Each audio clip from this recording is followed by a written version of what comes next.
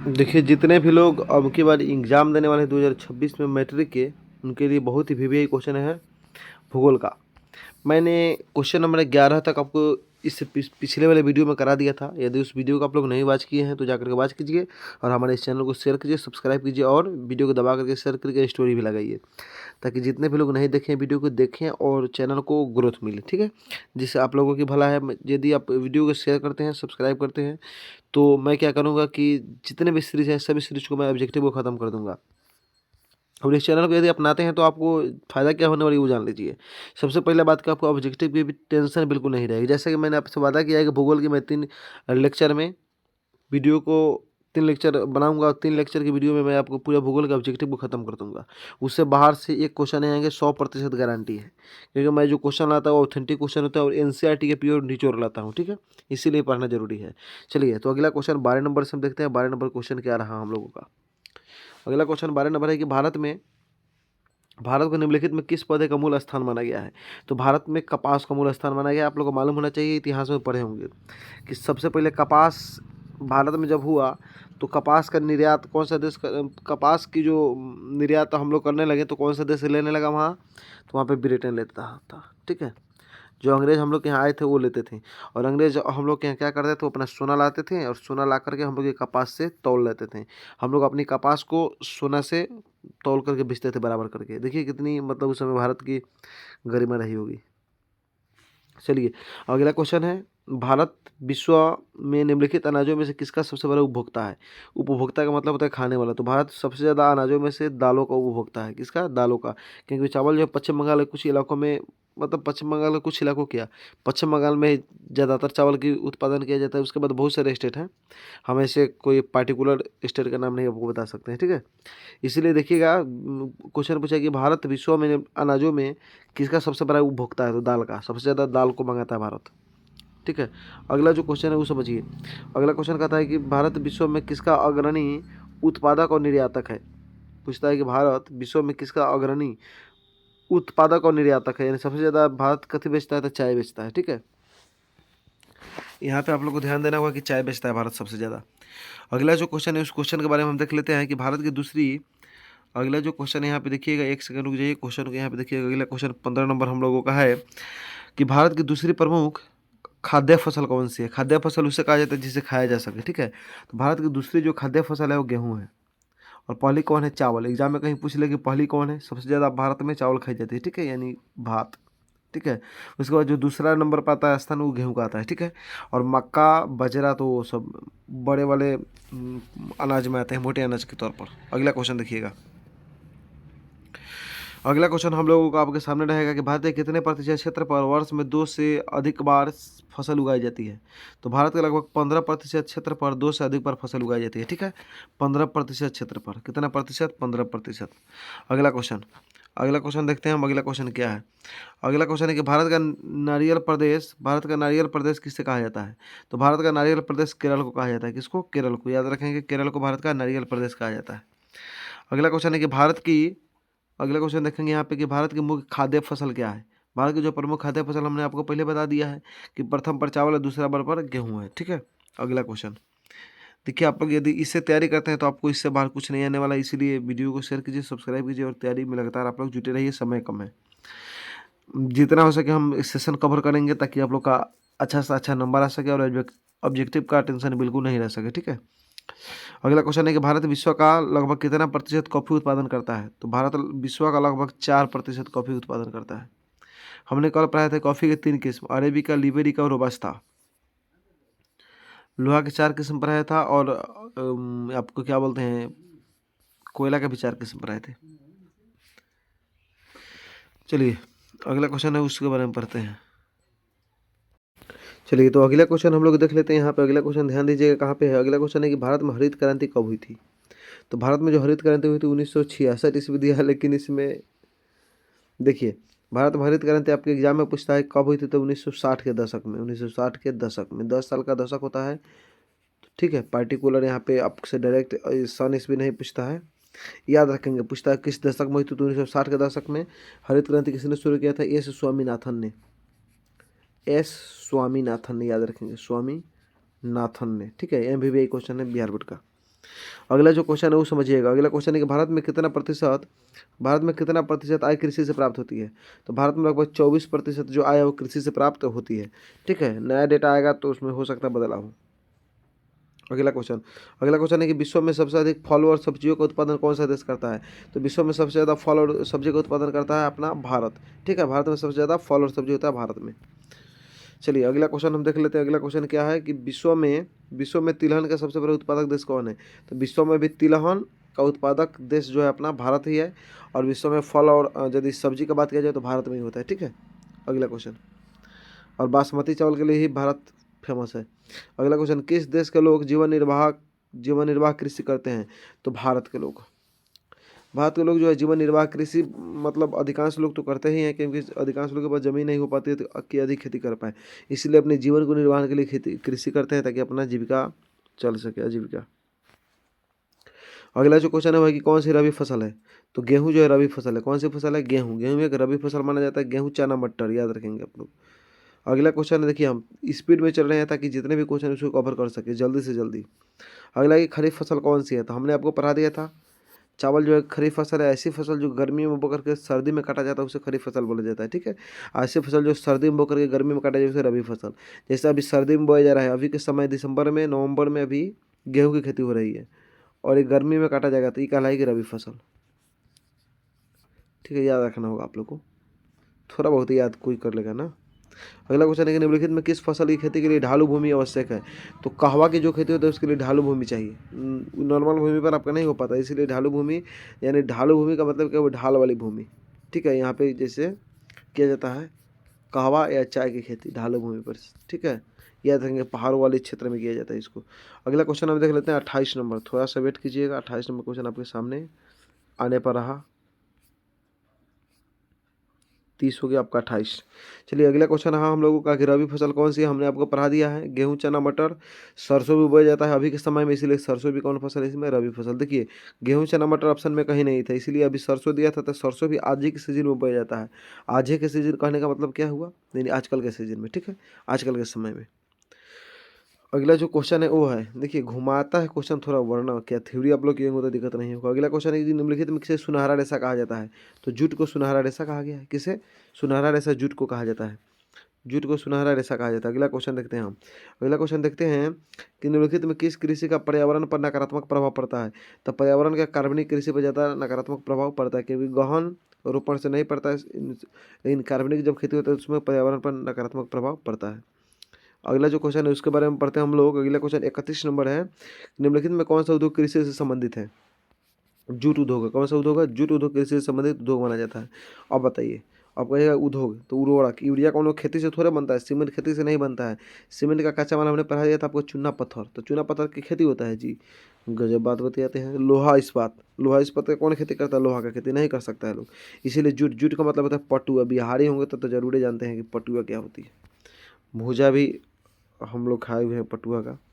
चलिए अगला क्वेश्चन देखते हैं, कर्तन दहन कृषि प्रणाली को असम, मेघालय और मिजोरम के आदि राज्यों में क्या कहा जाता है। तो कर्तन दहन जो खेती होती है उसे झूम कृषि कहते हैं। झूम कृषि को कहीं कहीं स्थानांतरण कृषि के नाम से जानते हैं, जैसे कुछ एरिया में इसको लदांग कृषि भी कहा जाता है। याद रखेंगे इस बात को आप। चलिए अगला क्वेश्चन जो है उसके बारे में पढ़ते हैं। कर्तन दहन प्रणाली कृषि को पामलू किस राज्य में कहा जाता है। तो पामलू जो है मणिपुर में कहा जाता है। कहाँ पे, मणिपुर में।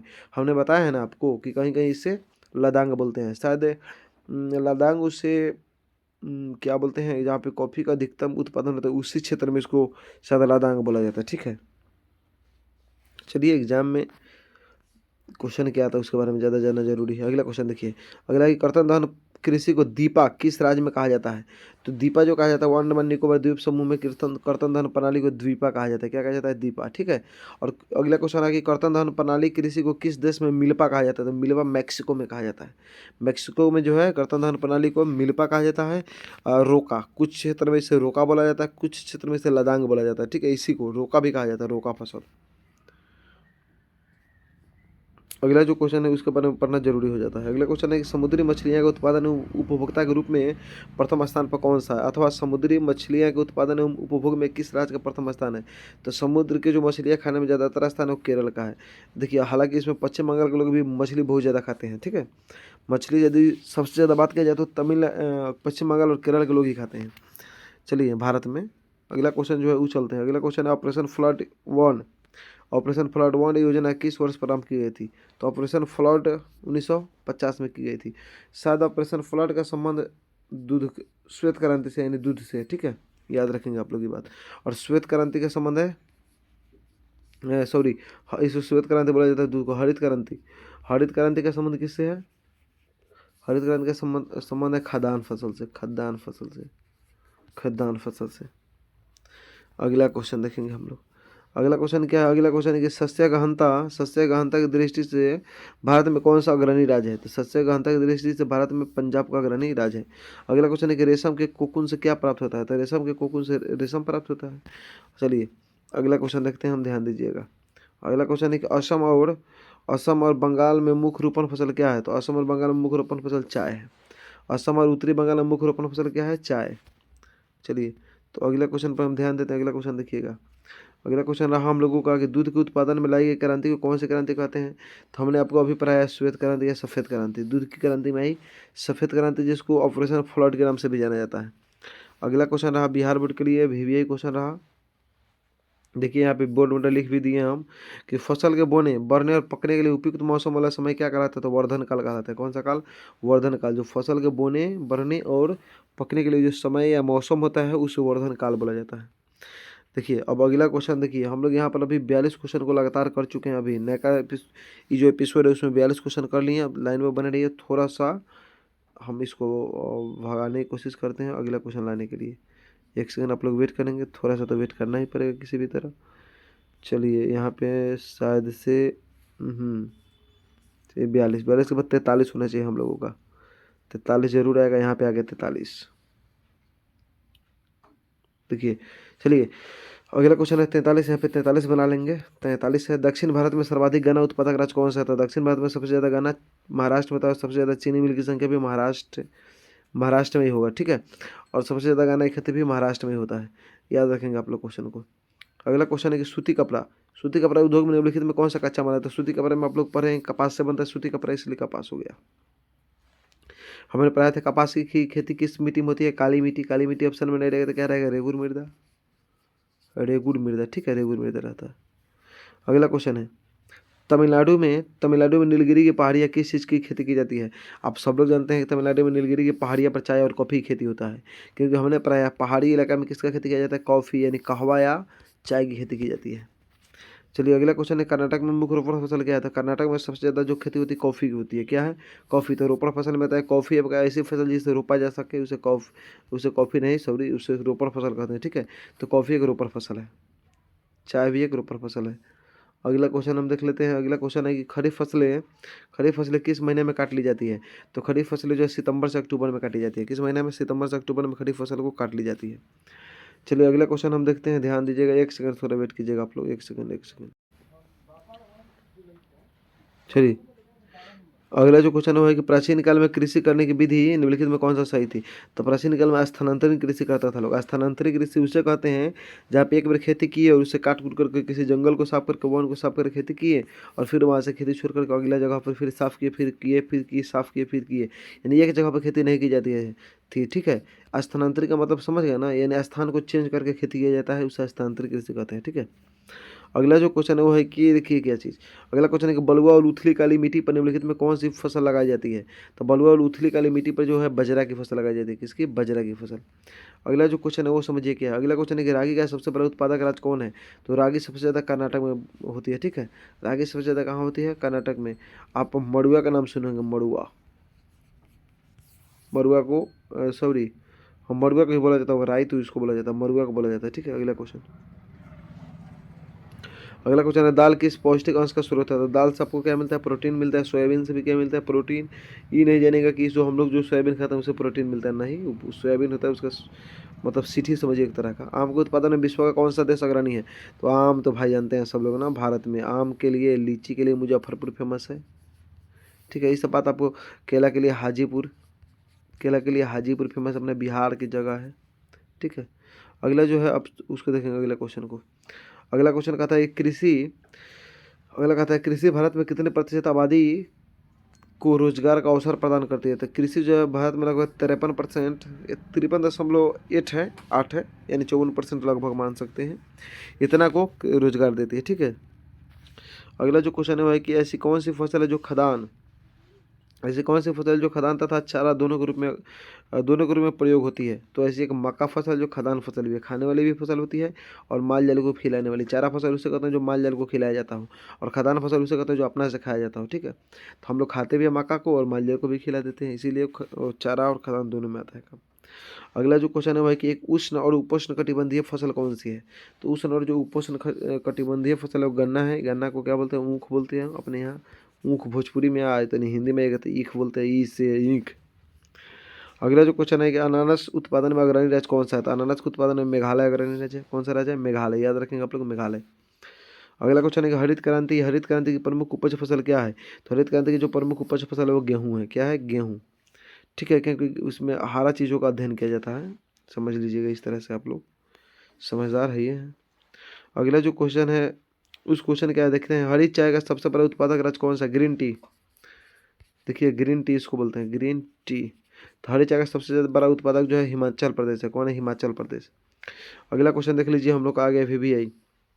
दीपा पामलू झूम किस प्रकार दीपा पामलू झूम आदि किस कृषि का नाम है? तो दीपा पामलू और झूम, रोका कहीं पूछ दे, लदांग पूछ दे, लदांग पूछ दे, ये सब कर्तन दहन प्रणाली का नाम है। ठीक है, अगला क्वेश्चन 59 के बाद 60 आते हैं। एक सेकंड आप लोग रुकेंगे, यहाँ पे 60 हम लोग आएंगे अब, उसके बाद देखेंगे दूसरा। चलिए, अगला क्वेश्चन आ ही गया कि रबी फसल कब लगाई जाती है? तो रबी फसल ठंडी के मौसम में लगाते हैं, इसीलिए इसे सर्दी के मौसम या शीत ऋतु बोलते हैं। ठीक है, शीत ऋतु में लगाई जाती है। अगला जो क्वेश्चन है वो है कि गन्ने की फसल तैयार होने में लगभग कितना समय लगता है? तो गन्ना की फसल तैयार होने में लगभग 1 वर्ष का समय लगता है, और सबसे अधिक जो पानी लेता है वो धान और गन्ना की फसल ही लेता है, धान एवं गन्ना। ठीक है, ये दो थुथुर फसल होता है, कहीं भी लगा दीजिए ससुरा को दिक्कत नहीं जल्दी खराब होता है। ठीक है, तो गन्ने की फसल को लगभग 1 साल लग जाते हैं। अगला क्वेश्चन है कि गरीबी रेखा से नीचे बसर करने, यहाँ पे देखिएगा थोड़ा, ये थोड़ा आउट ऑफ सिलेबस हम क्वेश्चन को दे दिए, कोई दिक्कत नहीं है। गरीबी रेखा से नीचे बसर करने वाले को क्या कहा जाता है? तो गरीबी रेखा से जो नीचे बसर करते हैं उसे BPL बोला जाता है। क्या बोला जाता है? BPL। अगला जो क्वेश्चन है वो है कि सर्वप्रथम अंग्रेज द्वारा चाय की कृषि कहाँ और कब की गई थी? तो सर्वप्रथम जो अंग्रेज द्वारा चाय की खेती की गई थी वो ब्रह्मपुत्र की घाटी में 1840 में की गई थी। ब्रह्मपुत्र की घाटी में भी एक क्वेश्चन आएगा बिहार बोर्ड के लिए, आप लोग के लिए भी देख लीजिए, याद कर लीजिएगा कि सर्वप्रथम अंग्रेज यानी अंग्रेज जो आए थे वो चाय की खेती भारत में किए थे, वो कहाँ किए थे? तो ब्रह्मपुत्र की घाटी में किए थे, 1840 में किए थे। ठीक है, अगला जो क्वेश्चन रहा हम लोगों का रहा कि भारत में 90% सोयाबीन पैदा होता है। तो भारत में 90% जो सोयाबीन पैदा करता है वो मध्य प्रदेश और महाराष्ट्र करता है। कहाँ पे? मध्य प्रदेश और महाराष्ट्र। आप लोग गलती ना करेंगे, जो हम लोग सोयाबीन खाते हैं घर में, बहुत इतनी में लगा कर खाते हैं, क्या बोलते हैं, सब्जी में लगा लगा खूब खाए हैं हम लोग, अभी भी खाते हैं हम लोग, तो उससे प्रोटीन नहीं मिलता है क्योंकि वो सीठी होता है। तो इस सीठी खाने से कुछ फ़ायदा नहीं होता है। सोयाबीन जो होता है उसका बादाम की तरह होता है सोयाबीन, थोड़ा खाइएगा तो हल्का सा आपका हिरियान लगता है, हिरियान समझते हैं ना, थोड़ा अजीब टाइप का लगता है। अगला जो क्वेश्चन हम लोग का वो है, देखिए क्या चीज़, चावल किस प्रकार की जलवायु का पौधा है? तो चावल आप लोग जानते हैं उष्ण आर्द्र जलवायु है। आर्द्र का मतलब क्या होता है? भीगा हुआ। ठीक है, यानी आप एक तरह से गीला मौसम समझ सकते हैं। और शुष्क जो होता है वो ठंडा नहीं, ओ सॉरी, शुष्क जो होता है वो सूखा हुआ होता है, तो ऐसा नहीं, उष्ण और आर्द्र है। ठीक है, आर्द्र मौसम का है। चलिए, अगला जो क्वेश्चन है कि बाजरा का सबसे बड़ा उत्पादक राज्य कौन है? तो बाजरा का सबसे बड़ा उत्पादक राज्य तो आप लोग जानते हैं राजस्थान में बाजरा सबसे ज़्यादा होता है।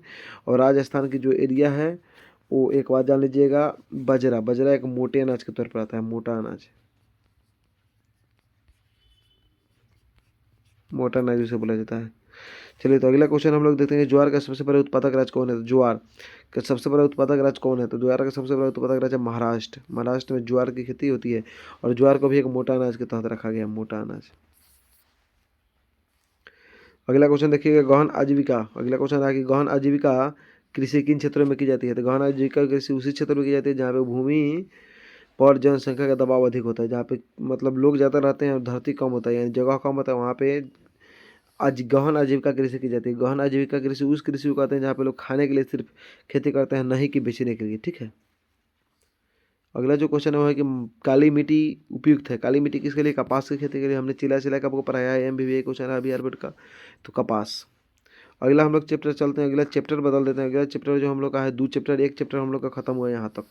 जितने भी क्वेश्चन है आपके एक चैप्टर से संबंधित क्वेश्चन थे, आप लोग वहाँ पे जाकर देख सकते हैं। अब हम लोग का जो अगला चैप्टर जो चालू होता है उसका नाम है निर्माण उद्योग। ठीक है। आप जाइएगा NCERT में तो क ख ग घ इकाई करके दिए हुए हैं, तो शायद उसके हिसाब से दूसरा चैप्टर होना चाहिए। और निर्माण उद्योग अगला जो चैप्टर हम लोग का निर्माण उद्योग है। ठीक है। अब निर्माण उद्योग के बारे में पढ़ लेते हैं कि निर्माण उद्योग क्या है। ऐसे में हम आप लोग से कहना चाहेंगे, अभी तक यदि वीडियो को लाइक नहीं किया तो लाइक कर दीजिए, शेयर कर दीजिए और स्टोरी में अपने लगा लीजिए, सभी में लगा करके पावर दिखा दीजिए वीडियो का। ठीक है। और आप लोग वीडियो को शेयर भी कीजिए दबा करके, ताकि जो भी बच्चे एग्ज़ाम की तैयारी कर रहे हैं उनको फ़ायदा मिल सके। सोशल मीडिया पर जहाँ भी हो, फेसबुक, इंस्टाग्राम, जहाँ भी शेयर करना आपको, लिंक को शेयर कीजिए अपने दोस्तों में, ग्रुप में, हर चीज़ में लिंक को इतना फैलाइए, इतना फैलाइए कि पूरे मतलब आपको कोई दिक्कत ना हो, क्योंकि आने वाले समय में जब ज़्यादा आप वायरल कीजिएगा चैनल को तो ही हम कुछ कर पाएंगे। ठीक है। अगला जो क्वेश्चन है वो क्या है वो समझिए। अगला क्वेश्चन है, भारतीय अर्थव्यवस्था में वस्त्र का औद्योगिक उत्पादन में कितना प्रतिशत योगदान है? तो वस्त्र का औद्योगिक उत्पादन में 14% योगदान है। कितना परसेंट? 14%। आप लोग का बिना समय गंवाए हम बिल्कुल क्वेश्चन को कराने में रेडी हो गए हैं। ठीक है। अगला जो क्वेश्चन है वह है कि भारत के सकल घरेलू उत्पाद में वस्त्र उद्योग की भागीदारी लगभग कितनी है? तो वस्त्र उद्योग की भागीदारी लगभग 4% है। आप लोग जानते हैं 4%। अगला जो क्वेश्चन है वो है क्या है समझिए।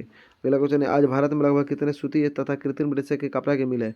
तो भारत में लगभग 1600 सूती और कृत्रिम रेशे के कपड़ा का मिल बैठाया गया है। पुराना हम आपको डेटा बताए हैं, नया डेटा में अभी अपडेट नहीं किया गया किताब में। अगला जो क्वेश्चन है कि भारत में सबसे पहले लौह इस्पात कंपनी, आप लोग जानते हैं भारत में सबसे पहले लौह इस्पात कंपनी जो बैठी थी वो आपका यहाँ पे क्या है, भारतीय लोहा और इस्पात कंपनी बैठी थी टिस्को जी। ठीक है। 1907 में जमशेद, अरे एक सेकंड रुकिएगा, लौह इस्पात कंपनी। ठीक है। तो भारतीय लोहा और इस्पात कंपनी इसको बैठी थी। ठीक है। अगला जो क्वेश्चन है वो समझिए क्या है।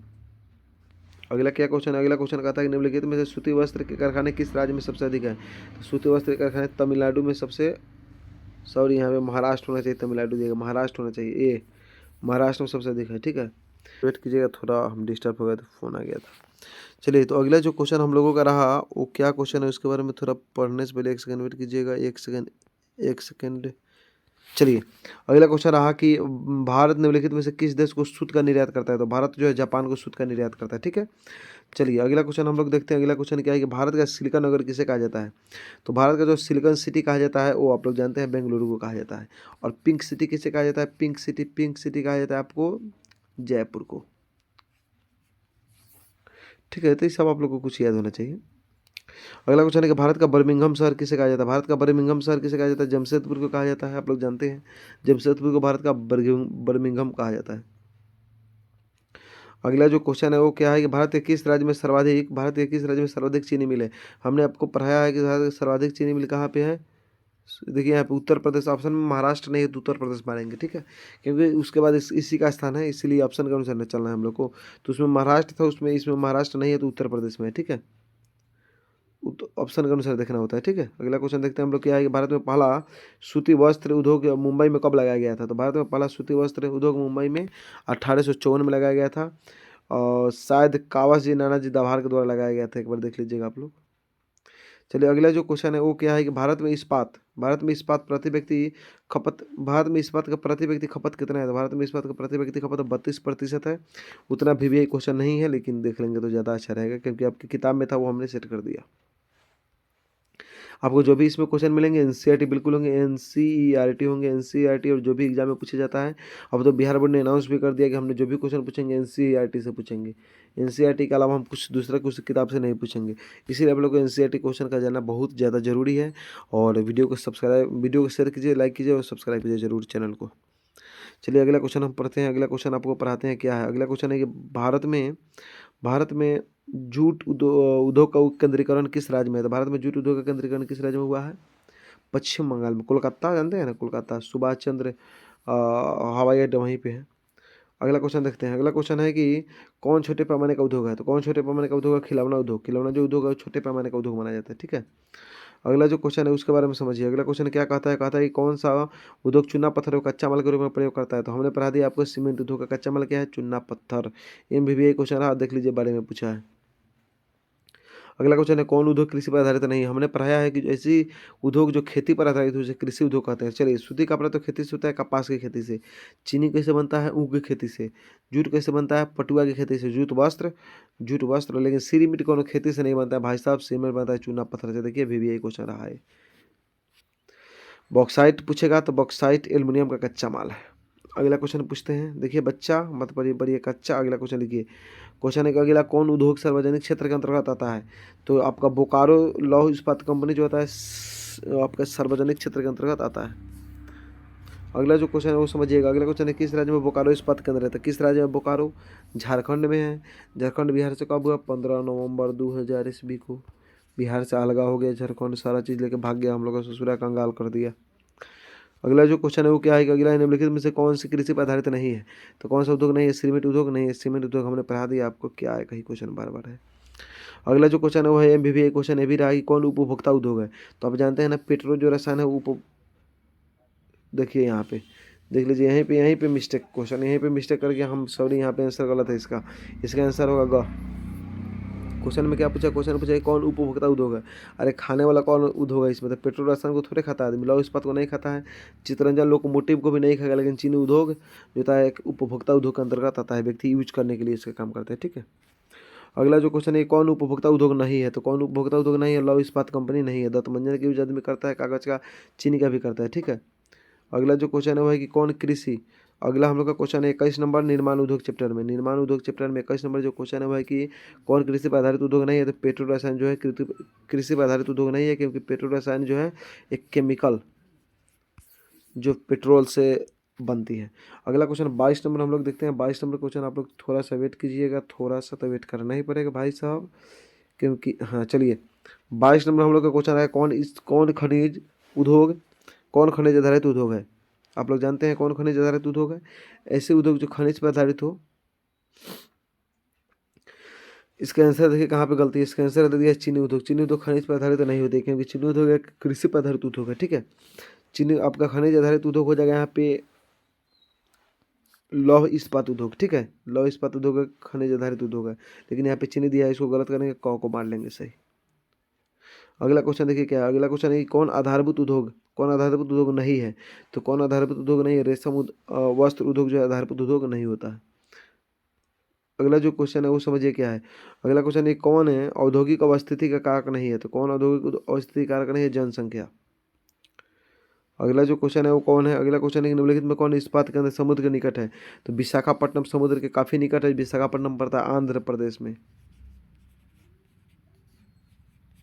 विशाखापट्टनम में आंध्र प्रदेश में। अगला जो क्वेश्चन है वही कौन नई औद्योगिक नीति से संबंधित नहीं है। तो नई जो औद्योगिक नीति से संबंधित नहीं है, राष्ट्रीयकरण। अगला जो क्वेश्चन है वो है क्या चीज़, अगला क्वेश्चन देखेंगे आप लोग। अगला क्वेश्चन रहा कि किस उद्योग को संरक्षण का शिशु कहा जाता है। तो किस उद्योग को संरक्षण का शिशु कहा जाता है, उसके बारे में आप लोग को जानना है। तो बताइए किस उद्योग को कहा जाता है। तो चीनी उद्योग को संरक्षण का शिशु कहा गया है। देखिए यहाँ पे हमारे हिसाब से संरक्षण का, रुकिए एक सेकंड रुकिएगा, वेट कीजिएगा। यहाँ पे लग रहा है ऑप्शन फिर इसका आंसर गलती टाइपिंग हुआ है। इसका आंसर घाव होना चाहिए, लोहा उद्योग कहा जाता है संरक्षण का शिशु। अगला जो क्वेश्चन है वो समझ लेंगे। अगला क्वेश्चन है किस राज्य में सॉफ्टवेयर प्रौद्योगिकी पार्क नहीं है। तो छत्तीसगढ़ में नहीं है, क्योंकि असम में, राजस्थान में, कर्नाटक में सब जगह पर है, लेकिन छत्तीसगढ़ में नहीं है। अगला जो क्वेश्चन है वो है क्या चीज़, सूती वस्त्रों की राजधानी किसे कहा जाता है। तो सूती वस्त्रों की राजधानी सूरत को कहा गया है, सूरत को, ठीक है, याद रखेंगे आप लोग। गुजरात में पड़ता है सूरत। अगला क्वेश्चन क्या है हम लोग का, राउरकेला इस्पात केंद्र किस राज्य में स्थित है। राउरकेला कहाँ है, उड़ीसा में है। उड़ीसा का नया नाम क्या है, ओडिशा। 1936 में बिहार से इसको अलग किया गया था। अगला क्वेश्चन देखिए। अगला क्वेश्चन है उन दो केंद्रों के नाम बताइए जहाँ पेट्रो रसायन उद्योग स्थापित है। तो पेट्रो रसायन उद्योग कहाँ स्थापित है? मुंबई और बड़ोदरा में है। अगला क्वेश्चन लिखिएगा। अगला क्वेश्चन देखिए है कि बिहार में पेट्रो रसायन का प्रमुख उत्पादन केंद्र कहाँ है? तो बिहार में पेट्रो रसायन का प्रमुख उत्पादन केंद्र कहाँ है? बरौनी में। बरौनी में पेट्रो रसायन का प्रमुख उत्पादन केंद्र है। देखिए पेट्रो रसायन समझ लीजिए, बार बार आ रहा है। पेट्रो रसायन का मतलब हुआ कहाँ पे पेट्रोलियम को शुद्ध किया जाता है, ठीक है। पेट्रोलियम को एक तरह से रिफाइनिंग समझते हैं ना, जैसे हम लोग के यहाँ जो आता है ना क्रूड ऑयल रहता है। क्रूड ऑयल का मतलब में बहुत सारा चीज़ खराब भी चीज़ मिला होता है जिसको हम यूज डायरेक्ट नहीं कर सकते हैं, उसको सफाई करना पड़ता है। तो सफाई अपने बिहार में बरौनी में होता है। अगला जो क्वेश्चन है कि बॉक्साइट का उपयोग किस उद्योग में किया जाता है? तो बॉक्साइट का उपयोग किस उद्योग में होगा? एल्युमिनियम में। हमने पढ़ाया था ना कि एल्युमिनियम का कच्चा माल कौन है? बॉक्साइट है। अगला क्वेश्चन है कि नेपानगर किस उद्योग के लिए प्रसिद्ध है? नेपानगर कौन के लिए? अखबारी कागज के लिए है नेपानगर। याद रखेंगे आप लोग, नेपानगर अखबारी कागज के लिए। MVVI क्वेश्चन लिख लेंगे, MVVI। अपना नाम भुला जाएंगे लेकिन क्वेश्चन को नहीं भुलाना है। अगला लिखिएगा। अगला क्वेश्चन आगे दम घोटू गैस किससे कहा जाता है? दम घोटू गैस जो कहा जाता है कार्बन मोनोऑक्साइड को कहा जाता है। कार्बन मोनोऑक्साइड कैसे निकलता है? जितना भी जनरेटर देखे हैं शादी भी जनरेटरिया के जो धुआं निकलता है ना, धुक धुक धुक धुक, उसी में से निकलता है कार्बन मोनोऑक्साइड। अगला क्वेश्चन, अब ऐसा बात नहीं है कि खाली जनरेटर में से निकलता है भाई, कोई भी मशीन जो होगा, कोई भी प्रदूषण फैलाने वाली चीज़ होगा उसमें रहता है। हम एक एग्जांपल बताएं जो आप गांव देहात में समझ देखते होंगे। अगला जो क्वेश्चन है वो देखिए क्या है। अगला क्वेश्चन है कि सर्वाधिक प्रदूषण के लिए निम्नलिखित में कौन सा कारक सर्वाधिक उत्तरदायी है? तो प्रदूषण के लिए जो है औद्योगिकरण सर्वाधिक उत्तरदायी है। अगला जो क्वेश्चन है ना हम लोग का, अगला क्वेश्चन है कि औद्योगिक बहिस्राव से प्रदूषित होते हैं। औद्योगिक बहिस्राव से जो प्रदूषित होता है तालाब भी होता है, झील भी होता है, नदी भी होता है, यानी उपयुक्त सभी लगाएंगे, ठीक है।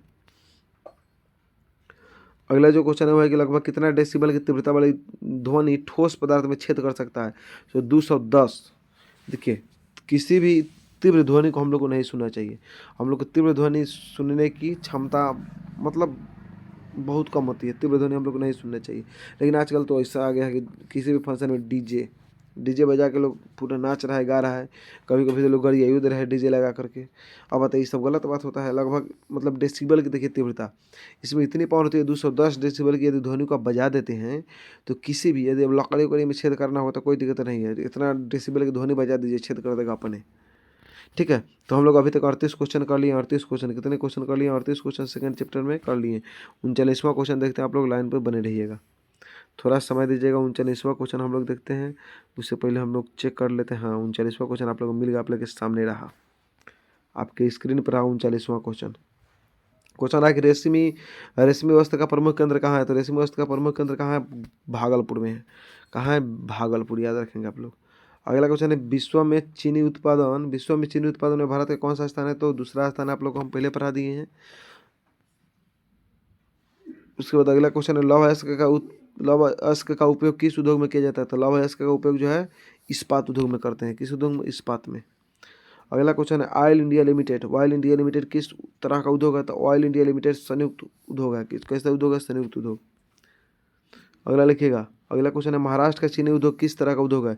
तो महाराष्ट्र का चीनी उद्योग सहकारी उद्योग। सहकारी उद्योग उसे कहते हैं जो एक संगठन के द्वारा स्थापित किया जाता है। आप लोग को इकोनॉमिक्स में पढ़ना है, ठीक है।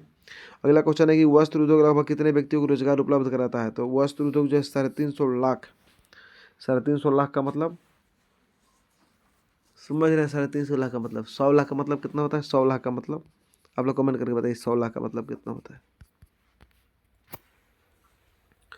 अगला जो क्वेश्चन है वो है कि भोपाल त्रासदी में किस गैस का रिसाव हुआ था? तो भोपाल त्रासदी में मिसाइल आइसोसाइनाइड का रिसाव हुआ था, ठीक है। अगला क्वेश्चन है कि हुगली औद्योगिक प्रदेश का केंद्र कहाँ है? हुगली औद्योगिक प्रदेश जो है कहाँ है? अरे हुगली नदी कहाँ बहती है? कोलकाता में। तो कोलकाता हावड़ा होगा, लेकिन हावड़ा याद रखिएगा आप लोग। अगला जो क्वेश्चन है वो है कि पहली आधुनिक सूती मिल की स्थापना मुंबई में की गई थी। क्यों की? मुंबई क्या था? तो मुंबई देखिए कोई भी कंपनी वहीं पे जाना चाहेगी जहाँ पे एक उसको ट्रांसपोर्ट का सुविधा उपलब्ध होगा। तो एक पतन था वहाँ पे, ठीक है। एक आपात उत्पादक क्षेत्र भी था जहाँ पे उसको सामान सस्ता मिलेगा और जहाँ पे उसके पास पूंजी लगाने वाला आदमी होगा। तो उपयुक्त में से सभी सही हो जाएंगे, ठीक है। अगला जो क्वेश्चन है कि तंबा प्रगलन किस तरह का उद्योग है? तो तंबा प्रगलन जो होता है, तंबा प्रगलन यानी तंबा को गलाने वाली जो होता है उद्योग, आधारभूत उद्योग कहा जाता है। अगला जो क्वेश्चन है कि पेट्रो रसायन किस तरह का उद्योग है? तो पेट्रो रसायन जो उद्योग होता है वो खनिज आधारित उद्योग होता है। कैसा? खनिज आधारित उद्योग होता है, ठीक है। चलिए अगला जो क्वेश्चन है उसके बारे में पढ़ लेते हैं। Steel authority of India steel authority of India limited किस क्षेत्र का उद्योग है? तो वो है सार्वजनिक उद्योग। कैसा उद्योग है? सार्वजनिक उद्योग। अगला जो क्वेश्चन है वो हम लोग देखेंगे, एक सेकंड रुकिए। चलिए, अगला हम लोग का क्वेश्चन क्या है कि बजाज ऑटो लिमिटेड किस तरह के क्षेत्र का उद्योग है? देखिए, तो बजाज जो ऑटो लिमिटेड है तो आप लोग जानते हैं ना कि प्राइवेट कंपनी है। तो प्राइवेट कंपनी को क्या बोला जाता है? निजी। तो निजी उद्योग हुआ। अगला क्वेश्चन है कि सूती वस्त्र किस पर आधारित उद्योग है? तो सूती वस्त्र आप लोग जानबे करते हैं कृषि पर आधारित है, इसीलिए कृषि आधारित उद्योग हुआ। अगला क्वेश्चन है कि सीमेंट किस पर आधारित है? तो कई बार पढ़ा है सीमेंट आपको, कई किस प्रकार है? तो खनिज पर आधारित है। सीमेंट का कच्चा माल क्या है? चूना पत्थर। हम लोग तो अभी 53 क्वेश्चन को कर लिए। 53 क्वेश्चन आप लोग को 53 में कितना सही हुआ ये करके जरूर बताइए कमेंट करके। और एक भी सही नहीं है तो भी बताइए यार, ईमानदारी से बताइएगा, ठीक है। अगला क्वेश्चन 54 नंबर देखते हैं हम लोग। 54 नंबर क्वेश्चन आपका है या इस पर चैप्टर खत्म है? देखते हैं आगे। खत्म। चलिए, अगला चैप्टर हम लोग का ये खत्म हुआ। अगला क्वेश्चन देखते हैं दूसरा चैप्टर से।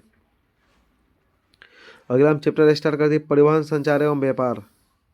परिवहन संचार एवं व्यापार में आपको देखना है क्वेश्चन क्या है इसमें कि देश में कितने विशेष आर्थिक क्षेत्र विकसित हैं? तो देश में लगभग 7 को विशेष आर्थिक क्षेत्र विकसित है। 2018 में आपसे क्वेश्चन पूछा हुआ है और उससे आगे भी पूछा हुआ है, ठीक है, याद रखेंगे आप लोग।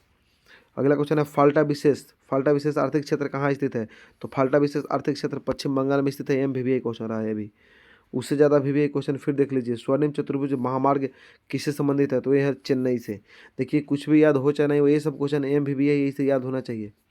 ये सब एग्जाम में यही सब क्वेश्चन रिपीटेड होते हैं और पूछे जाते हैं और पूछे जाएंगे भी आगे चल के, इसीलिए ये सब जरूरी है आप लोग को पढ़ना। अगला जो क्वेश्चन है वो है कि भारत का सर्वाधिक विदेशी व्यापार किस मार्ग से होता है? तो भारत का सर्वाधिक विदेशी व्यापार समुद्री मार्ग से होता है। आप लोग को 100% याद होना चाहिए क्वेश्चन। हाँ, एक क्वेश्चन और ही है जो बिहार बोर्ड पूछले बिना नहीं रहता है। अगला क्वेश्चन है कि स्वतंत्रता प्राप्ति के समय देश में सड़कों की कुल लंबाई कितनी थी? जब स्वतंत्रता प्राप्त हुआ तो 1947 की बात है, तो देश में पूरे सड़क की लंबाई था 3.88 लाख किलोमीटर, ठीक है। तो तीन यानी लगभग 4 लाख के आसपास, 4 लाख किलोमीटर के आसपास आज़ादी के समय था। आज़ादी के समय का मतलब 1947 के समय का बात है, ठीक है। अगला जो क्वेश्चन है वह कि पक्की सड़कों की लंबाई की दृष्टि से प्रथम स्थान पर कौन सा राज्य है? तो पक्की सड़क के हिसाब से यदि देखा जाए तो आप देखिए, ऑब्वियसली बात है कि जो डेवलप होगा वहीं होगा। तो डेवलप में महाराष्ट्र है, इसीलिए महाराष्ट्र है। फिल्मों की सिटी, सपनों का शहर कहा जाता है महाराष्ट्र को। टापुओं का भी शहर कहा जाता है उसे, 7 टापुओं का शहर। अगला जो क्वेश्चन है भाई कि देश में वायु परिवहन का राष्ट्रीयकरण किस वर्ष किया गया था? देश में वायु परिवहन का राष्ट्रीयकरण जो कर दिया गया 1953 1953 में किया गया था। आप लोग को याद होना चाहिए ये बात। नाम भुला जाइएगा, क्वेश्चन मत भूलिएगा। अगला क्वेश्चन है कि देश में एक डाकघर औसतन कितने लोगों को सेवाएं दे रहा है? तो एक डाकघर, देखिए देश में लगभग एक डाकघर से लगभग 7817 लोगों को सेवा मिलता है, ठीक है। ये बात आपको याद होना चाहिए। अगला क्वेश्चन है कि भारत में टेलीग्राम सेवाएं कब आरंभ की गई थी? तो भारत में टेलीग्राम सेवाएं, देखिए यहाँ पे थोड़ा सा टेलीग्राम की जगह पर टेलीफोन होना चाहिए, लेकिन 1851 में हो गई थी, ठीक है। हालांकि टेलीफोन, आपको फ़ोन का आविष्कार तो मालूम है ग्राहम बेल ने किया था।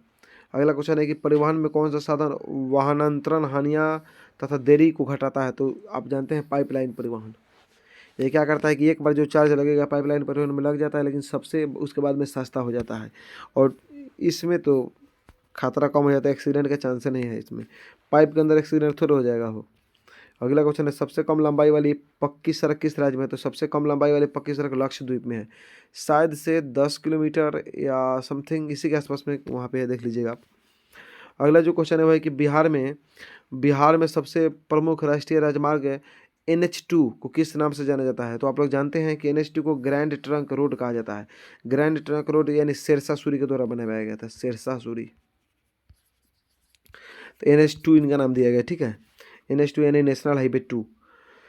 चलिए, अगला क्वेश्चन अब देखते हैं। अगला क्वेश्चन क्या हम लोग का है कि निम्नलिखित में संचार का साधन कौन नहीं है? तो संचार का साधन सिनेमा हॉल नहीं है, क्योंकि डाक सेवा होता है, टेलीफोन है, लाउड स्पीकर है संचार का साधन, लेकिन सिनेमा घर नहीं माना जाता है।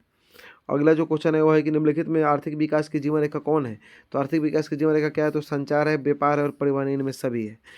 क्वेश्चन अगला देख लेते हैं हम लोग कि बंगाल बजट का प्रकाशन किस वर्ष शुरू हुआ था? तो बंगाल बजट का प्रकाशन जो हुआ था 1780 में शुरू किया गया था। अभी तक हम लोग नया चैप्टर परिवहन एवं संचार में लगभग 15 क्वेश्चन को कर लिए हैं। आप लोग थोड़ा सा समय दीजिए, वेट कीजिए।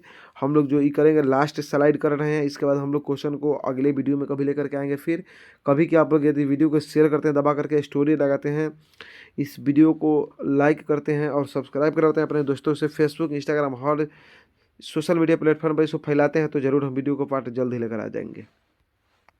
16वां जो क्वेश्चन आ गया, भारतीय अंतर्देशीय जल मार्ग प्राधिकरण का गठन किस वर्ष किया गया था? तो 1986 यानी 1986 में किया गया था, याद रखेंगे आप लोग। अगला जो क्वेश्चन है MVVI बिहार बोर्ड का, यह भी VVI क्वेश्चन रहा, अपना नाम भुला जाइएगा, क्वेश्चन नहीं भुलाना है। नागपुर सड़क योजना के अंतर्गत सड़क को कितने भागों में बांटा गया? तो नागपुर सड़क योजना के अंतर्गत भारत को 4 भागों में बांटा गया है। जैसा कि हमने आपसे वादा किया है कि पूरे हम क्वेश्चन को खत्म करेंगे और ऑब्जेक्टिव में आपका, यदि आपसे ऑब्जेक्टिव लगभग देखिए 50 नंबर गणित के हो गए, 50 नंबर आपके हिंदी के हो गए, 50 नंबर संस्कृत हो गए, ठीक है, और 40 नंबर इस सब का हो गए। तो अब जोड़ लीजिए 50 50 150 50 100 50 150 हो गया, 150 में 80 जोड़िए 230 नंबर लगभग। तो 230 में 230 ऑब्जेक्टिव हमारा रहेगा। इसी चैनल से आप लोग सिर्फ शेयर करते हैं, यदि आप लोग अच्छे तरीके से शेयर कर देते हैं, स्टोरी लगा करके वीडियो को लाइक करते हैं, तो जरूर कमेंट करके बताइएगा आप लोग को वीडियो कैसा लग रहा है। लेकिन अगला क्वेश्चन हम देखते हैं, सिर्फ कमेंट से काम नहीं चलेगा, अगला क्वेश्चन भी देखते हैं कि एनौर पतन किस राज्य में है? तो एनौर पतन तमिलनाडु में है। आप लोग का बिना समय गंवाए हुए इतने स्पीड में क्वेश्चन कोई चैनल वाला नहीं करा सकता है, मैं गारंटी दे सकता हूँ। अगला, और इतना परफेक्ट क्वेश्चन आंसर जो एग्जाम में 100% पूछने की चांस है। अगला क्वेश्चन है कि भारत को कुल कितने डाक क्षेत्रों में बांटा गया है? तो भारत को लगभग 8 डाक क्षेत्रों में बांट दिया गया है, ठीक है। अगला क्वेश्चन क्या है उसके बारे में पढ़ते हैं। अगला क्वेश्चन है कि भारत का सबसे दक्षिणी अंतर्राष्ट्रीय हवाई पतन कौन है? तो भारत का सबसे दक्षिणी हवाई पतन है, यानी दक्षिण में जो पड़ता है तिरुवनंतपुरम पड़ता है। कौन है तिरुवनंतपुरम? आप लोग ऐसे में कमेंट करके बताइए तिरुवनंतपुरम किस राज्य में है, यानी किस राज्य की राजधानी मानी जाती है। अगला जो क्वेश्चन है वो है कि भारत में सबसे बड़े बंदरगाह, भारत में सबसे बड़े बंदरगाह का नाम क्या है? मुंबई। मुंबई जो है सबसे बड़े बंदरगाह है, एक प्रकार का प्राकृतिक बंदरगाह भी माना गया है। अगला जो क्वेश्चन है कि कौन नदीय पतन है? नदीय पतन कौन सा है? इलाहाबाद है, इलाहाबाद में नदीय पतन माना गया है इसको। चलिए उसके बाद अगला क्वेश्चन रहा कि इनमें कौन सा पतन पूर्वी तट पर स्थित है जो अंतरराष्ट्रीय सीमा तथा अधिकतम गहराई का पतन है और पूर्ण सुरक्षित है, यानी पूर्ण रूप से सुरक्षित है। पुनः सॉरी, एक बार क्वेश्चन को फिर देखिएगा। इनमें कौन सा पतन पूर्वी तट पर अवस्थित है, यानी ऐसा कौन सा पतन है जो पूर्वी तट पर है, अंतस्थलीय तथा अधिकतम गहराई का पतन है और पूर्ण सुरक्षित है। पूर्ण का मतलब पूरी तरह से सुरक्षित है। विशाखापट्टनम है, आंध्र प्रदेश में पड़ता है। हम लोगों ने आप लोग को बार बार पढ़ाया हुआ है। अगला क्वेश्चन देखिएगा। अगला क्वेश्चन रहा कि देश में इलाहाबाद तथा नैनी के बीच वायु परिवहन कब शुरू किया गया, यानी कब सबसे पहले हेलीकॉप्टर उड़ाया गया था? तो 1911 में। लेकिन आपके एनसीईआरटी किताब में 1900 शायद 10 किलोमीटर दूरी पर ठीक दिया है। अगला क्वेश्चन है कि भारत के कितने देशों के साथ द्विपक्षीय विमान सेवा शुरू की गई है? तो भारत के लगभग 102 देश के साथ जो है ऐसी व्यवस्था की गई है जहाँ से हम विमान को उड़ा सकते हैं, वो भी विमान हमारे यहाँ उड़ा सकते हैं आकर के। चलिए, हमने आपको चिल्ला चिल्ला के पढ़ाया है कि नेताजी सुभाष चंद्र बोस हवाई अड्डा किस राज्य में है? तो हमने जब चिल्ला चिल्ला के पढ़ाया कि पश्चिम बंगाल में, तो आप लोग मारिए ना कोलकाता में। अभी ना बताया थोड़ा देर पहले जहाँ कलकत्ता की बात आया था। चलिए अगला क्वेश्चन आ गया, हल्दिया तथा इलाहाबाद के मध्य गंगा जलमार्ग कितने किलोमीटर तक बना है? तो 1620 किलोमीटर। कितने? 1620 किलोमीटर। कहीं क्वेश्चन पूछ दे कि अटल सुरंग की लंबाई कितनी है? तो 9.02 किलोमीटर। अटल सुरंग जो बना हुआ है वो 9 किलोमीटर है, ठीक है। मोदी राज्य में बना हुआ है, मोदी ने उद्घाटन किया इसका। अगला जो क्वेश्चन है वो है कि, सॉरी यहाँ पे ध्यान दीजिएगा, एक सेकंड थोड़ा मिस्टेक। अगला क्वेश्चन है कि देश का कितना प्रतिशत व्यापार समुद्र द्वारा होता है? तो 95% व्यापार समुद्र द्वारा होता है। अगला जो क्वेश्चन है वह कि देश में प्रमुख रूप से कितना प्रतिशत व्यापार समुद्र द्वारा होता है? तो लगभग 68% व्यापार, ठीक है। अगला क्वेश्चन है कि पारादीप बंदरगाह किस राज्य में है? तो पारादीप बंदरगाह आप लोग को मालूम होना चाहिए उड़ीसा में पड़ता है। कि हाँ, उड़ीसा में। अगला जो क्वेश्चन है कि कर्क रेखा या उसके आसपास कौन सा बंदरगाह है? तो कर्क रेखा कितने राज्य से होकर के गुजरती है? 8 राज्यों से होकर के गुजरती है। याद करने का ट्रिक है मित्र पर गमछा झार, मित्र पर गमछा झार। तो जो है किसके, कौन सा बंदरगाह उसके आसपास में? मुंबई। 31 नंबर क्वेश्चन तक हम लोग देख लिए, 32 नंबर क्वेश्चन देखेंगे और 48 पे जाकर के इस क्वेश्चन को लगभग खत्म करेंगे। थोड़ा सा वेट कीजिए, थोड़ा सा वेट कीजिए। चलिए 32 नंबर क्वेश्चन हम लोग देखते हैं। क्वेश्चन रहा हम लोगों का, स्पीड करेंगे थोड़ा हम क्वेश्चन को, ठीक है। तो आप लोग ध्यान दीजिएगा। भारत में कुल कितने आंतरिक राष्ट्रीय जलमार्ग है? तो भारत में लगभग 6 को जो है अंतर्राष्ट्रीय जलमार्ग माना जाता है, ठीक है।